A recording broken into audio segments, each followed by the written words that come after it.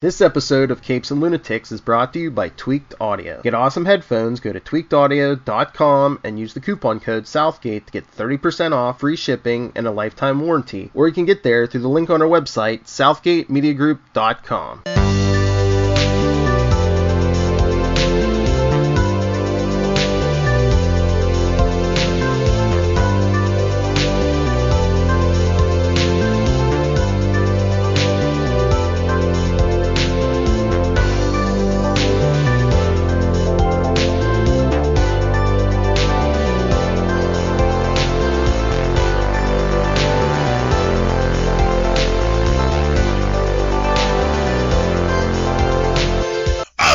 Me hearties, and welcome once again to Full Stream Ahead.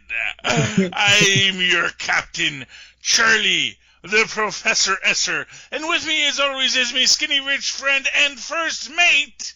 It's Mozz. Oh, Mozzie, so glad to have you aboard. All right, now, me land-lubbing crew. Tonight we are starting Agent Carter. Season 1, Episode 1. The reason we're coming back, all the way back to those halcyon days of 2015, is because Agents of S.H.I.E.L.D. is coming back next week. Mozz and I do another little podcast here on the Southgate Media Group network called Nuff Said, where we review that show. And that show has a time travel theme, once again, and one of the characters we're going to be seeing in that is an Agent Sosa, whom we will be seeing introduced in Agent Carter. So, without further ado, let's get to Agent Carter, Season 1, Episode 1. Now is not the end. In 1946, Peggy Carter is now a secretary for the Strategic Scientific Reserve. Howard Stark asks for her help when the country believes that he is selling deadly weapons to their enemies. Our director of this episode is Luis D'Esposito. Of course, we've got our Marvel based on credits for our Marvel geniuses who were Stan Lee and Jack Kirby, the men who invented modern comic books. Christopher Marcus and Stephen McFeely, remember that name, McFeely, it'll come back later, get our created by credits this week. And of course, Christopher Marcus and Stephen McFeely did the written by this episode. Haley Atwell is of course reprising her classic role as Peggy Carter. James Darcy is our Edwin Jarvis. Of course, James Darcy being the only actor to transition from the Marvel television universe to the Marvel Cinematic Universe as the same character. Chad Michael Murray is our Jack Thompson, of course.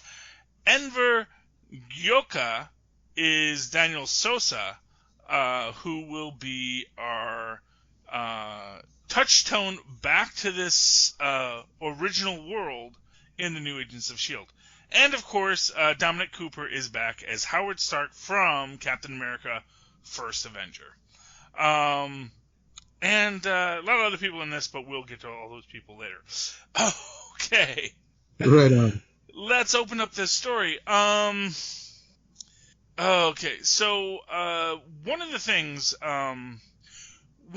you had said, Mozz, and because we actually started recording and then it fell, was that you felt this was the first TV series you felt like the MCU. Right. I don't know if it was the production value or if it was the actors' commitments to their roles or what, but it just felt like a better produced show, something that pulls you in more or gives you more of the world at large so you feel like it's a lived-in world. The other shows, like Agents of S.H.I.E.L.D. specifically, felt like it existed in its own world with its own rules and could take their liberties to do whatever they wanted. And the Netflix shows had their own darker sort of feel and tone. It didn't feel like the same thing as watching an MCU product. This feels like an MCU product. Well, and I agree with you, and I think there are very specific reasons why that is. One of which is just that, first off, with Agent Carter as our as our tentpole. You have someone who is actually coming from the MCU universe into the MCTV universe on a regular basis.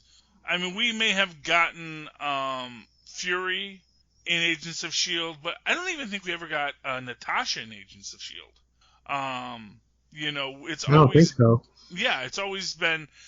we've gotten Fury, and then we've also gotten, of course, we've got Fury, Sif, and what's her name? Hill. Were the only MCU characters who came into the Agents of S.H.I.E.L.D. I think there's another aspect to this also, which is that Agents of S.H.I.E.L.D. was very much the brainchild of I'm blanking on his name, Buffy the Vampire Slayer guy, Joss Whedon. Joss Whedon created Agents of S.H.I.E.L.D. Now, although Joss Whedon, of course, created the Avengers, there was a lot of MCU that came before Joss Whedon and a lot more that came after Joss Whedon. And so I think that Joss Whedon's universe was Avengers and Age of Ultron, with Agents of S.H.I.E.L.D. being our arc between the two, when Joss Whedon was kind of the name. But really, when we think about the MCU nowadays, we're actually thinking of people like the Russo brothers, Jon Favreau, and Taika Waititi. It might be Takeo Waititi. I'm not sure. It's not spelled with no, but as I've heard it recently, Takeo. So I think it's Taika. Taika Waititi. There's a third pronunciation on the table, everyone. He's actually my favorite Marvel director right now after Ragnarok, which I think just what everyone agrees is just amazing. Oh, it's wonderful. Yes, but him and Gunn and the Russos, I think, redefined the Marvel Cinematic Universe at the peak.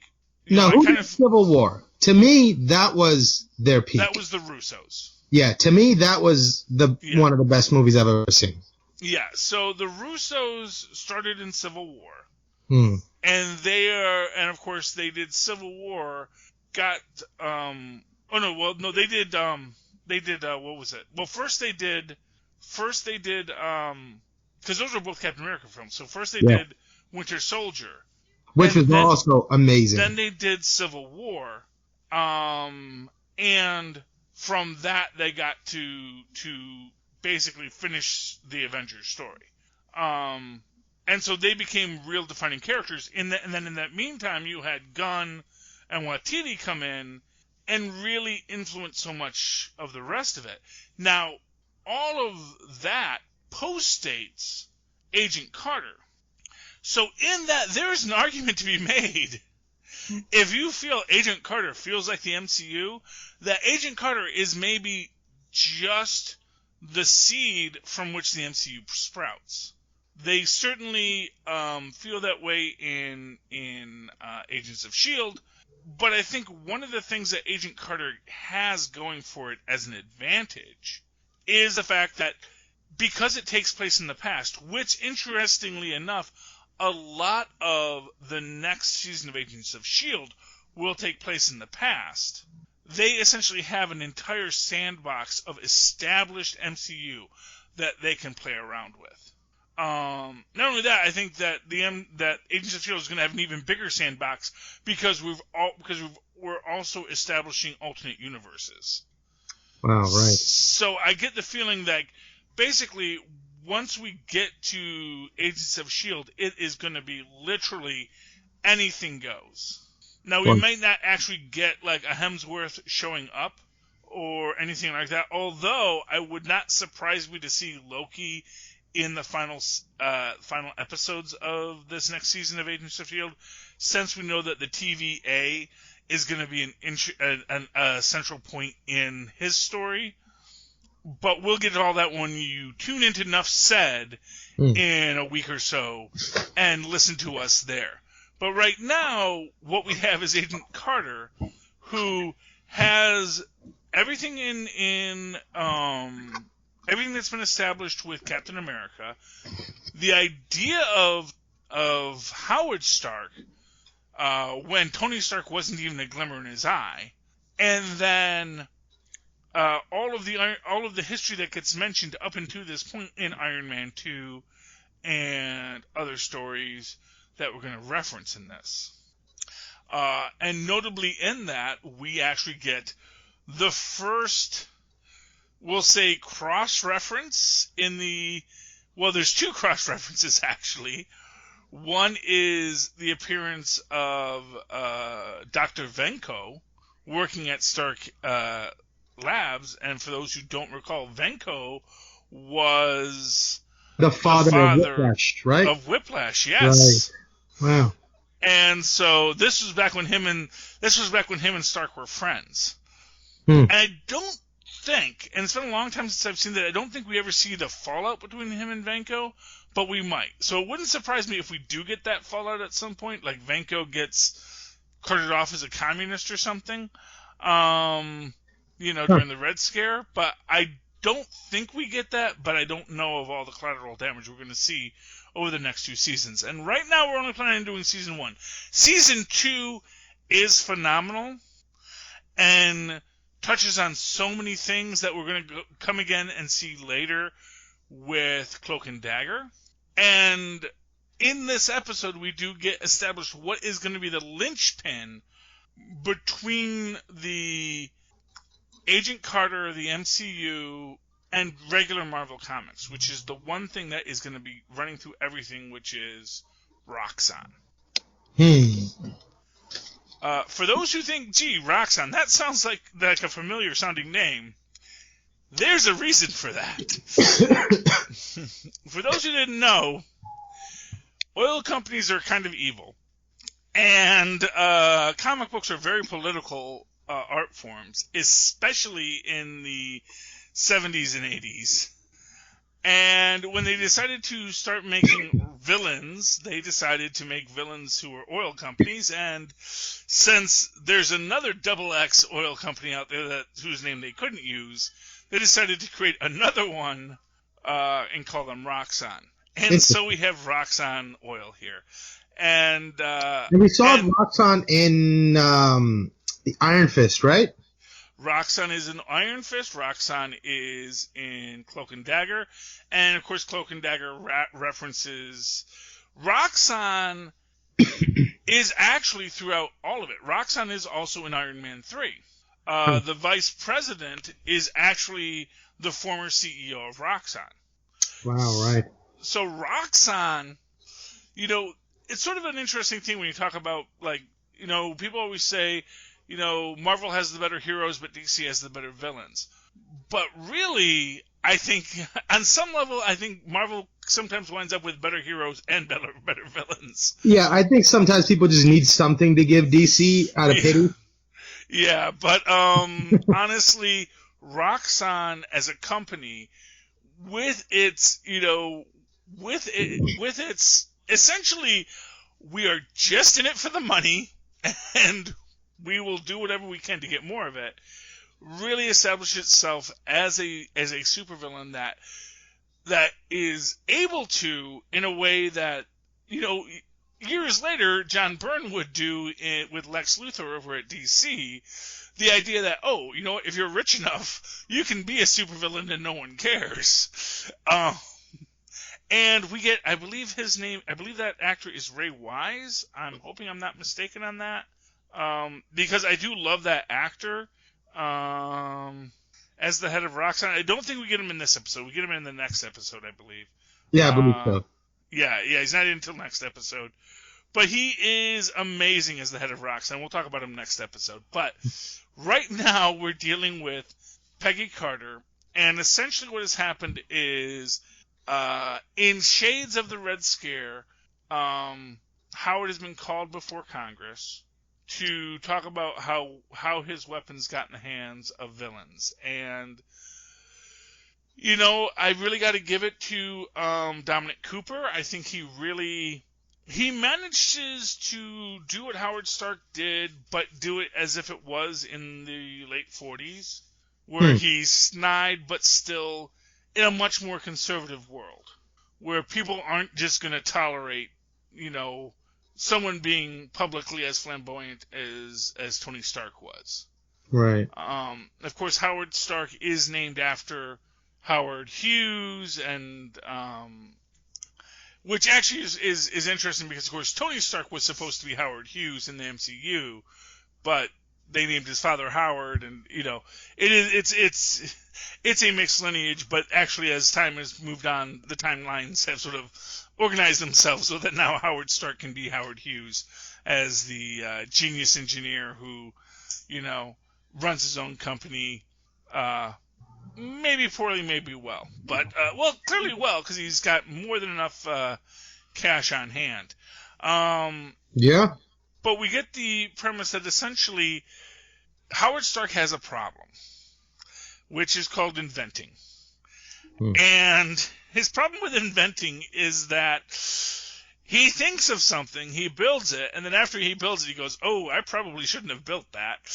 It always takes me back to that Dr. Ian Malcolm phrase from Jurassic Park. Your scientists were so preoccupied with whether or not they could, they didn't stop to think if they should. Yeah, well, but that's the thing, because who stops to think if he should, But he does seem to have found a good balance. He goes, "Hey, I'll make him, just put him in the locker. Nobody gets to touch him, but I can't not make him." Yeah, the other thing, he could have actually made them and then disassembled them, but he didn't. That's also true. Yeah, because he made them. Those are his babies. They're his bad babies. Right. But he still loves his babies. He's like, and for what it's worth, you never know when a Thanos is going to show up, and you're going to want that nitrium. I thought that's the argument he was going to use when Peggy presses him when he's in the car. But he doesn't. I was like, oh, okay, maybe he's holding back to really let her know who he is. Yeah, but, and for what it's worth, I mean, you don't want to. He doesn't want to just say, there's a Thanos out there, right? Because we don't know if he knows. But you know what? It is. But I gotta imagine that that's on his mind. Not necessarily knowing that it's Thanos, but an unknowable, unknown. Yeah, I mean, he has dealt with the Red Skull and the Cosmic Cube already. Right, so that's true. Exactly. It's like, I built these things and I got worried because what if they fall in the hands of the next wannabe Red Skull? But at the same time, it's like, well, and that of course is the interesting thing about science. When you talk about science, you talk about things like atom bombs and whatnots, it doesn't matter if a scientist creates it. If it's creatable, any scientist could create it. It doesn't take, it may take someone who's not Howard Stark longer to create it, but someone else might create that eventually. Yeah. And so if you are Howard Stark and you've created it, you're like, well, I should keep this because, yes, I know how this works, but the fact of the matter is, I just followed the laws of physics in this universe. And in this universe, at any point, any other scientists might say, oh, you know what? That'll do this too. And, that's the thing. So you have to keep all this safe. This is essentially the Ant-Man problem. How, Hank Pym was so afraid of his science going into other people's hands, but he also let people know that this was something he could do, which created this problem. Was like, well, now that scientists know it is possible, they just got to figure out how to make it possible. And to that extent, Howard at least says, no, I can't let anyone know these things exist, but I'm going to keep them just in case someone else figures it out after me, so that if someone tries to use this for a negative purpose, I already know how they did it. Or just to say, hey, that money should be going to me. I invented it first. Well, only works if you have the copyright first. Patent. Well, he must have those in the vault as well. No. Although, if you create that becomes a public document, so you can't right. That's he can't have a patent on it because then it would be out there and somebody could, ransack the patent office or something. Yeah. Now, what he can do is, if he ever thinks someone is getting close, he can sneak in and file the patent like 2 weeks before. Oh, that's cool. Because if he gets the inkling that someone else has the science, he can file the patent on it, and then he owns it. So that, that's the thing. It's like... And also, for what it's worth, when he also is creating all these things, he can figure out how to disarm them, which, again, one of the things I really love in this is the fact that Peggy disarms the bomb. So let's actually get to the story, because we've been talking about a lot about the philosophy of all this. We haven't really touched on the story. So in this story, Howard's being accused. Peggy has been reduced to being a secretary. I love the fact that, in essence, the Strategic Scientific Reserve, of course, is still operating in secrecy, and they're operating out of, the New York Bell Company. Because, and for those who don't remember, there used to be a phone company. There was one company, and all of your phone needs came from them, and that was Bell. And so, interestingly enough, that already, major corporations are completely in bed with the government and are running their lines through the government's hands there. So, in case you had trouble sleeping at night, there you go. And so, but what's also interesting about that is that the reason why it's interesting that it's a phone company, aside from the fact that obviously, if you wanted to spy on people, pretty much the best place to be, because all the calls in New York City are coming through that office, so they could, accidentally overhear a conversation that they wanted to overhear. But within that concept, you also have this idea of women work there. Telephone operators, it's sort of an interesting thing about telephone operators, that basically it used to be a male-dominated field, but men got too frustrated in customer service, and so they wound up hiring a lot of women, because they were like the people who wouldn't yell back when people would yell at them, which is in its own way kind of a sad commentary on gender dynamics in the world, but for what it's worth, it worked. So being a telephone operator became this job that independent women in the late 40s and even before then could go into and really have a dominant position in the field. The interesting dichotomy with that is when Peggy comes home and talks to the girl who she's living with, and she says, yeah, I had to teach a guy how to rivet today so he could take my job. Exactly, because, and of course, but that is the interesting aspect of that. But of course, Peggy isn't a telephone operator. She's a super spy. But in this office, she's the secretary, or she's seen as the secretary. Even though she is a special agent, her rank is the same as every other person in that field. And for what it's worth, she arguably should be a higher ranking than everyone in that office, because she has been part of the Strategic Scientific Reserve under, I forget the colonel's name, but played by, what's his name from the first one? The old guy from Men in Black. Anyway, yeah, but she has been central to the SRS from the beginning. And yet here she is, and everyone just sees her as, you do the filing, you get the coffee.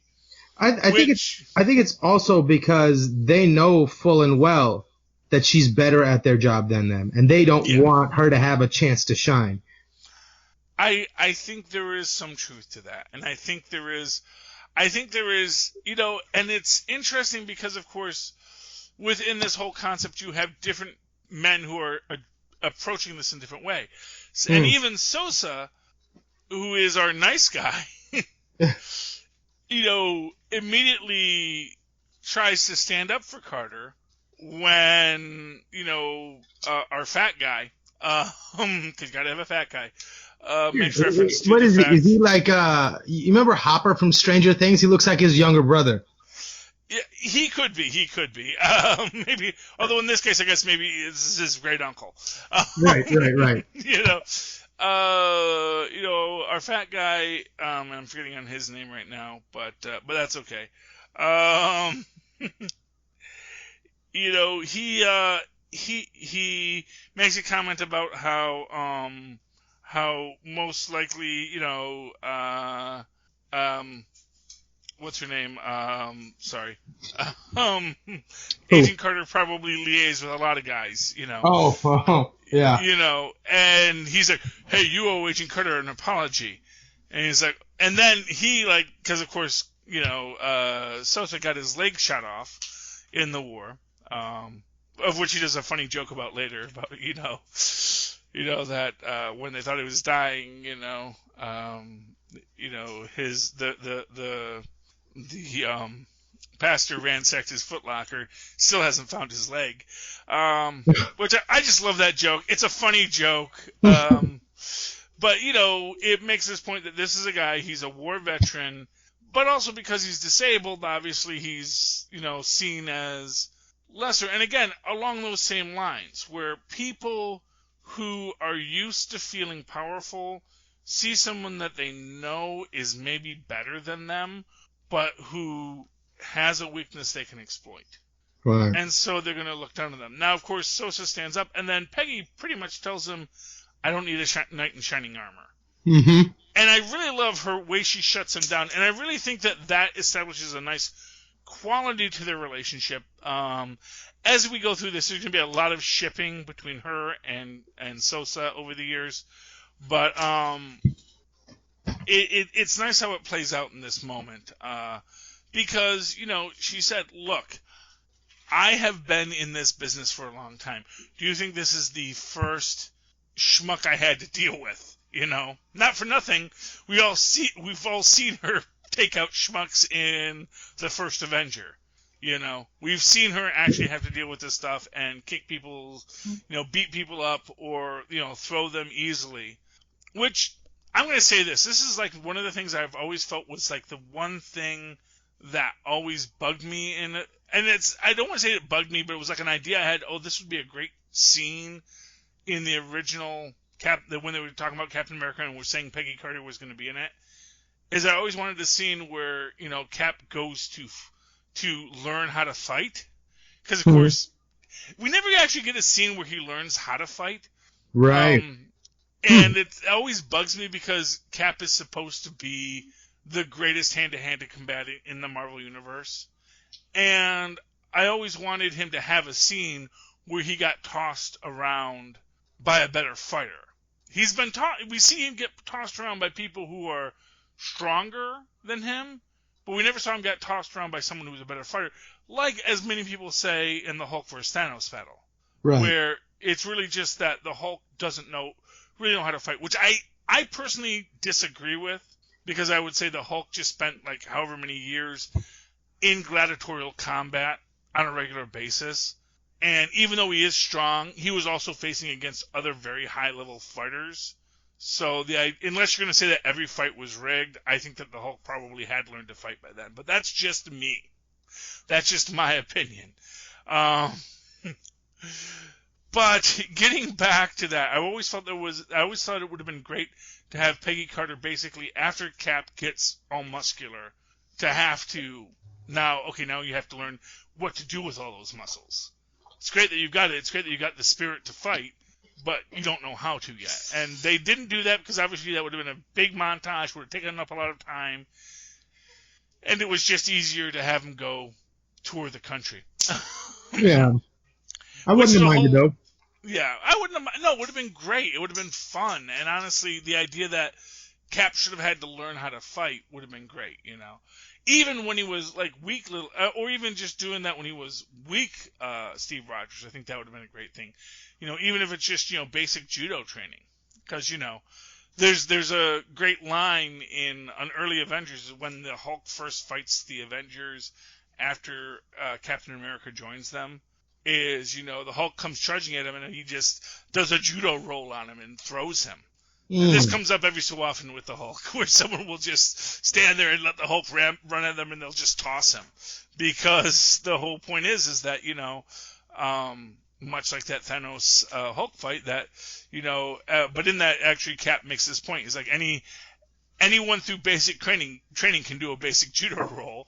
But, of course, Banner never went through basic training, so he doesn't know how to fight like that. So Cap is very easily able to use the Hulk's strength, weight, and momentum against him. So it's a fun scene, and I would have liked to have seen something like that with Cap, and just to really get a little more of that history, or at least have it mentioned more, you know?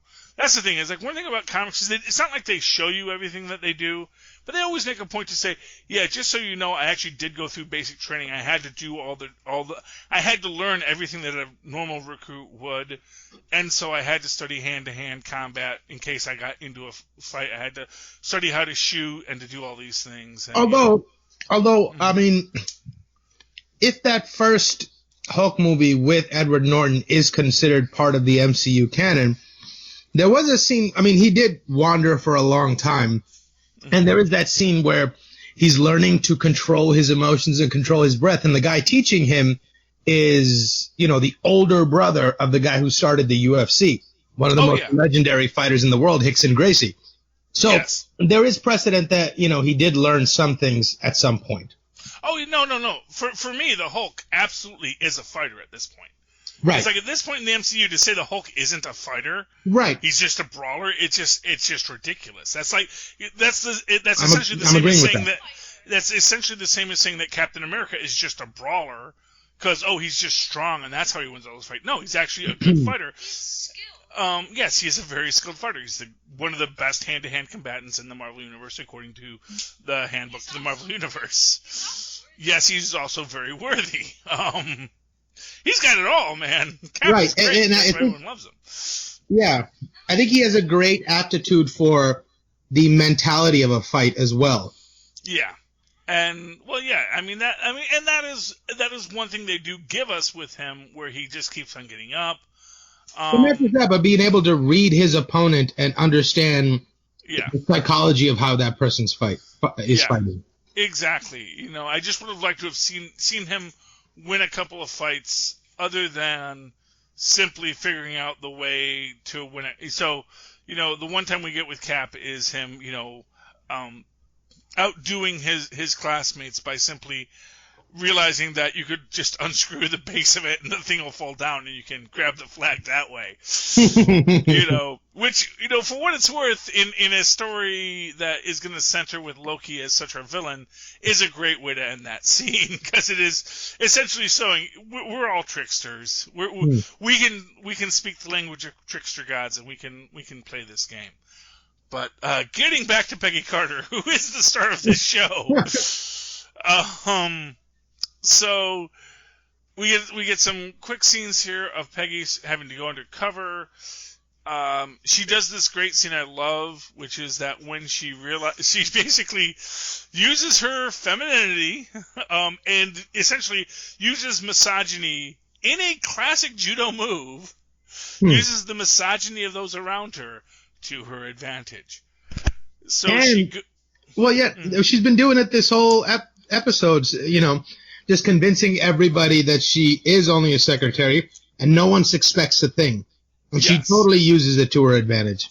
Exactly. She goes in to serve the coffee. And I think that's part of the reason why she was also saying to Sousa, I don't need your help. I'm building an image here. Let me be. Well, you know, but here's one thing I'll say is, like, first off, everyone else does except the chief of the facility. Because when Carter comes in, he knows what she's doing. Right. You know, he's not. That's the thing. It's like, I think some of these guys don't realize that Carter is their better. And here's what I'll say about him, because I think it goes in that weird little sort of you want to give him that grandpa, he's from a different time kind of thing. Where, quite frankly, I think it does happen later where he does defend her, but at the same time he's also very worried. And this is actually an interesting business idea. This is an HR item where he has to worry about the morale of all of his officers.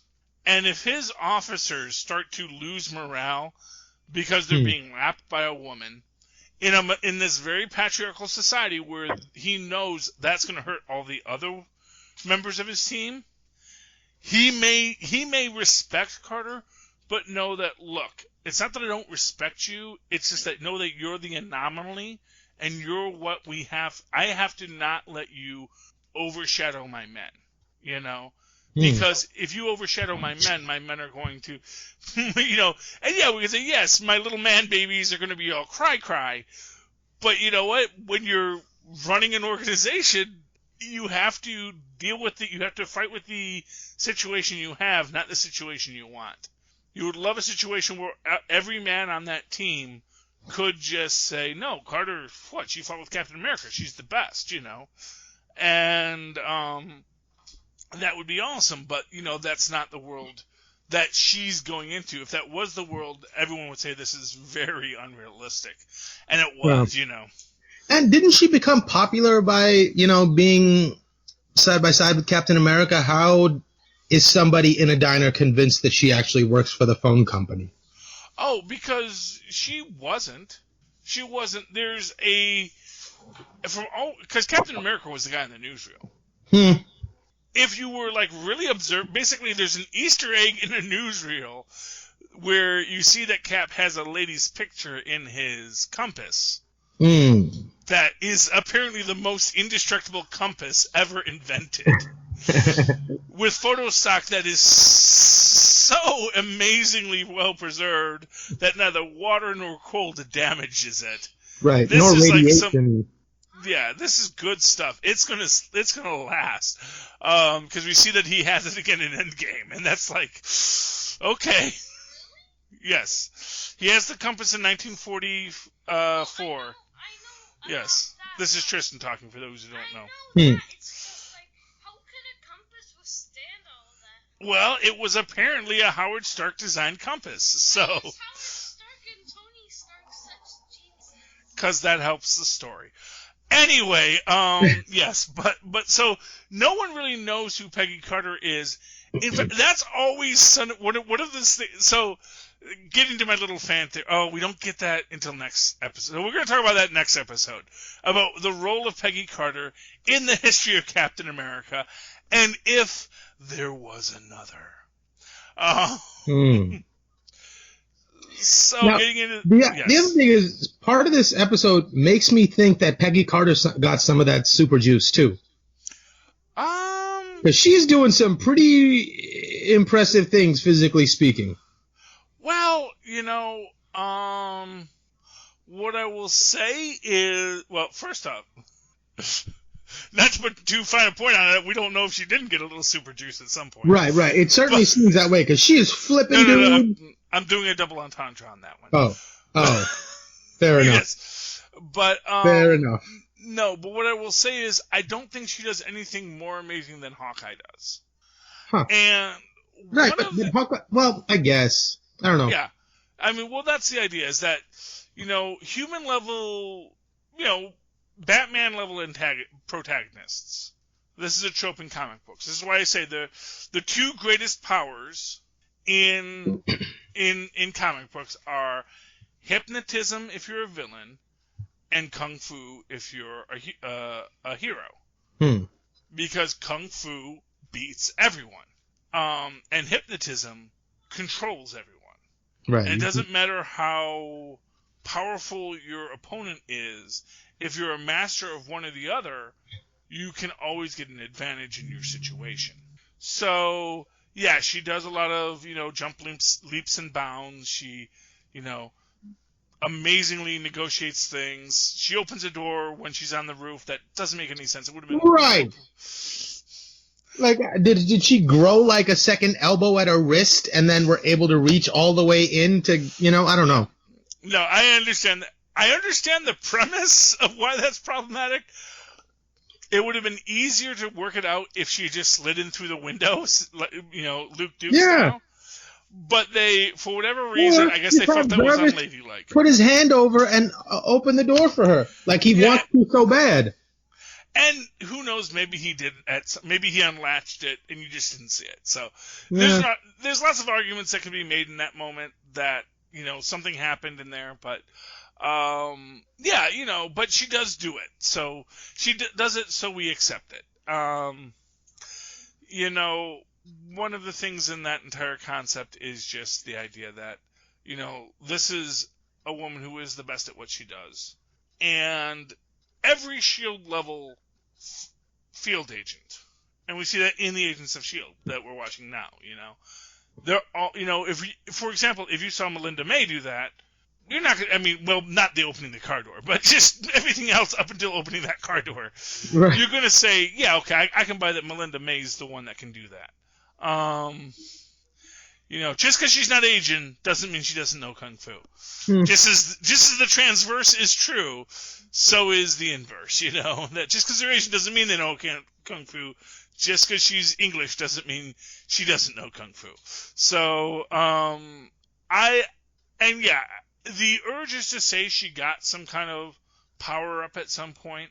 But I also think that, one of the things about Captain America is he's not supposed to be better than other people. He's just supposed to be peak human performance.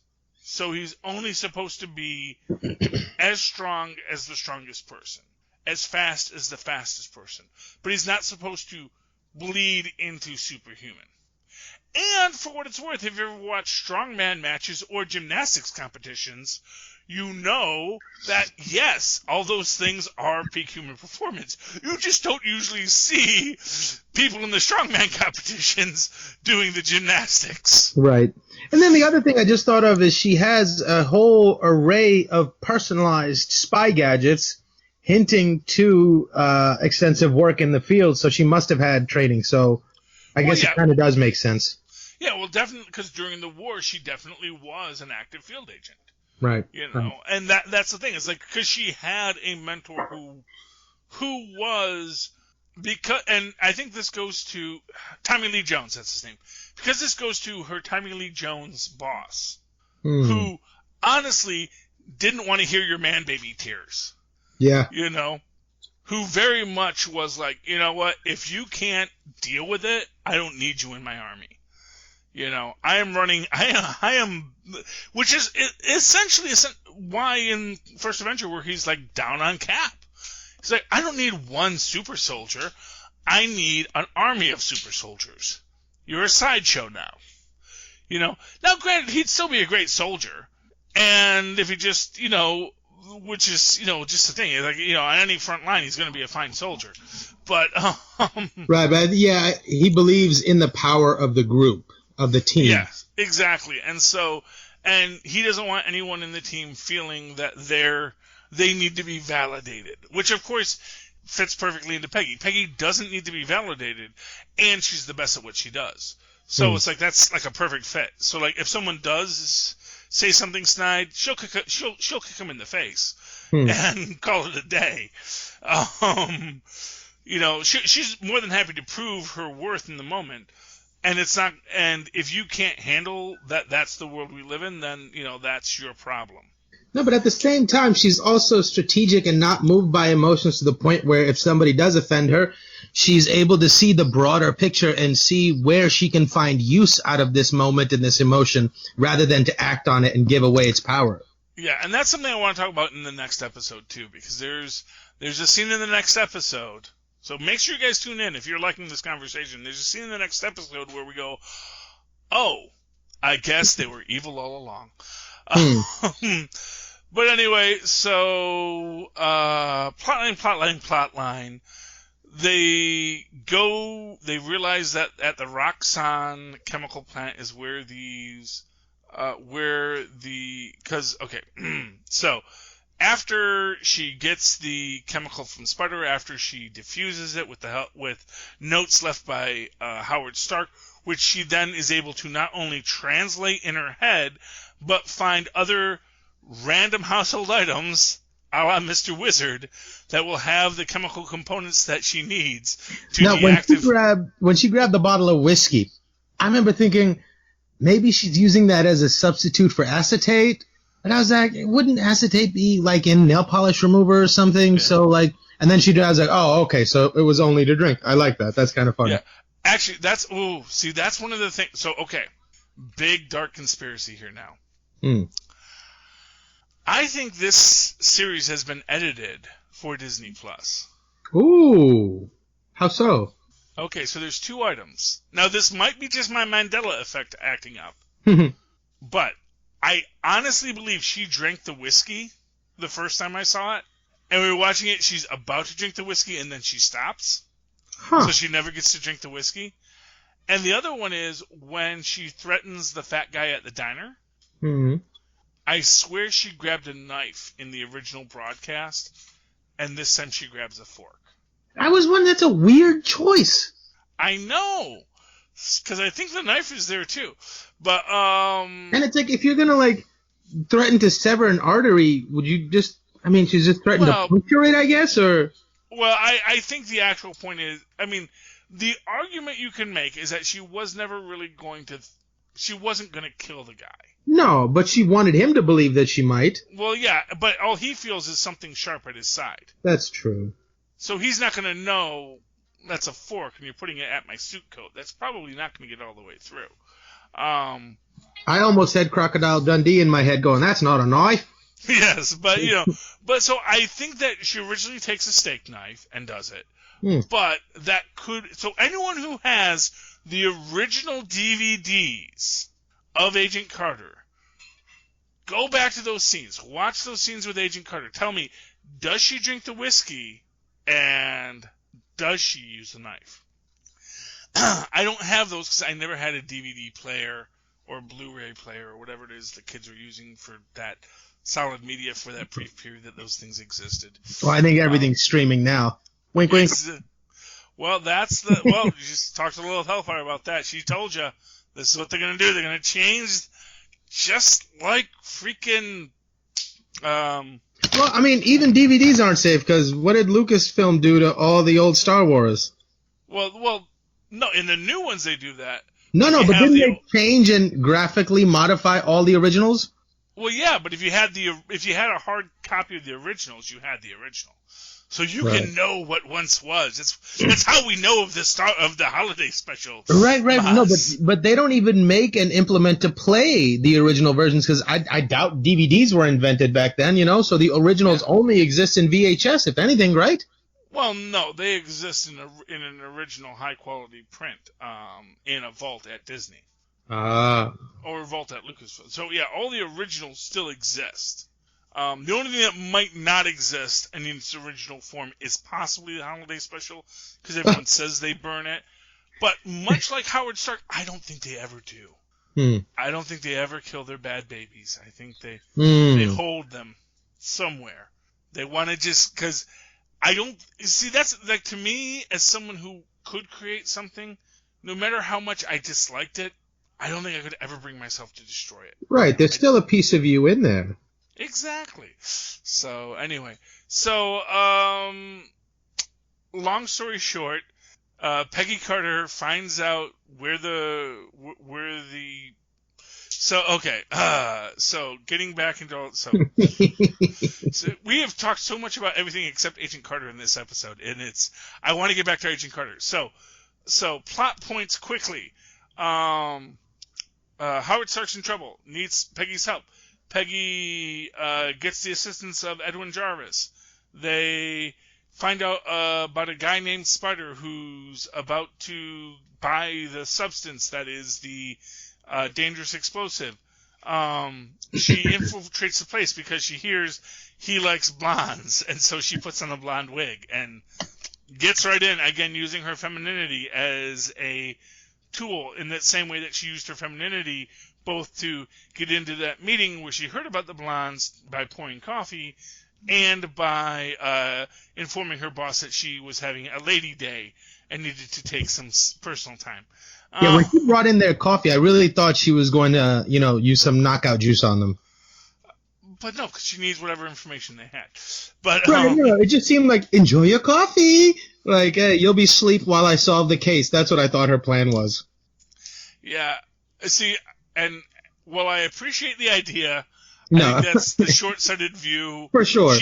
Because she still has to go to work on Monday, Yeah. And, she's still got a lot of other items in the fire. Anyway, she goes to the office. She uses the leftover knockout lipstick that she still has, which I think this is one of these weird things about World War II. I think they kind of pulled back on after Vietnam, which was letting soldiers just take home their weapons. Because we do see that in Agents of S.H.I.E.L.D., where we find out that one of the one of the agents, Mac, his grandfather was one of the original Howling Commandos, and he has all of the old school spy gadgets that they had from the 1940s that they use, and she's like, really? They just let you go home with this stuff? But apparently she did. Although in Agent Carter's case, we do see that she also gains access to the old Operation Rebirth files that are kept at her office, conveniently, in which is kept a Vita-Ray detector. And what I love about this is just how they have the branded Vita-Ray written across it. Clearly some art department in the 1950s says, well, we want to make it a good Vita-Ray detector. Well, we want to just call it the Vita-Ray detector, and we'll use this font, and you never think about those kind of thoughts that go into it, but it just really, it's clearly not something that was built in lab. It's clearly a manufactured name brand Vita-Ray detector, which I love. Yeah, and it's got to be technology that's not available to the public, right? Well, I imagine. And that's one of those weird things. Apparently, Vita rays are a radiation that is in use in this universe. So I'm guessing. Well, it's one of these things. If you wanted a Geiger counter, you can't get one at your local Myers or your local Stop and Shop, or your local ShopRite or your local Kmart, right? Or Target or Walmart or whatever. They don't usually sell Geiger counters there. Usually you have to find a specialty shop. Nowadays you could buy one online, but back in the day, you wouldn't necessarily know where to buy a Geiger counter if you needed one. Likewise, I'm assuming with a Vita-Ray detector. So, she does have one, so she gets that out of there, after she meets with Venko, who of course is our reference to Iron Man 2. And, that's when she tracks down the trucks, finds out that, or was that next episode where we get the truck issue? No, in this this episode. Yeah, in this one this is where she finds out about the milk truck being used to transport it, which of course makes sense because you need a milk truck because you need a refrigerated truck that can hold glass vials without disturbing them. Makes sense when you think about it. So that's why they partnered with the milk truck guy. And of course, in this moment, the guy drops one of the little bombs. He gets away with all the rest. The entire Roxxon plant implodes into a little ball, which is just crazy. And in that moment when Jarvis is driving her off, it pulls off the bumper. And I love Jarvis in this. I love the fact that he is a fish out of water, but also that he can still swim. I feel like he's not letting on about how adept he is at this sort of thing. Yeah. He's playing the same game that she is, where, I'm just this mild-mannered butler. But deep down, he's, as special agent as anyone. Well, and this is what I'll say. I think they give much better story for Jarvis than they've ever given for Alfred. As the story will progress, you're going to get where he has been in this world as more an observer, kind of almost like a C-3PO protocol droid, where he knows all the ins and outs, but hasn't necessarily been in as many firefights as everybody else. But that doesn't mean he doesn't know what to do in a firefight, And I think he's a guy who, basically he's a guy that you can understand why, after all of the things he's been through, he really would rather iron rich men's underwear than, be a soldier of fortune, Right. I also think his wife is fake. Oh, well, no, well, okay. I don't want to ruin that for you, but yes, he does have a wife. He does. Okay, because it seems like they were making it a point that you never see her, and as soon as her voice happens, the camera cuts away and then cuts right back. There doesn't seem to be anybody there, so I was thinking maybe, at some point I started thinking maybe Jarvis is a cyborg, and nobody knows it yet, and Howard has created this, Yeah. I mean, that is like the most interesting theory I've ever heard on this subject. I will say that, so spoilers, we are going to get more to that story later. Let me just say that. We are going to get more to that story later. But it ends off with sadly Peggy's roommate dies horribly. Yeah. And that was just that was a downer in the first episode. Yeah. But they already seem to be implanting a replacement best friend. Oh yeah. Well, no, Angie's definitely Angie. Let me tell you, people, the fans loved Angie. Oh yeah, Angie's great. In fact, I think the poor blonde got killed in the first episode because I think probably early testing said, "Do we really need two best friends?" I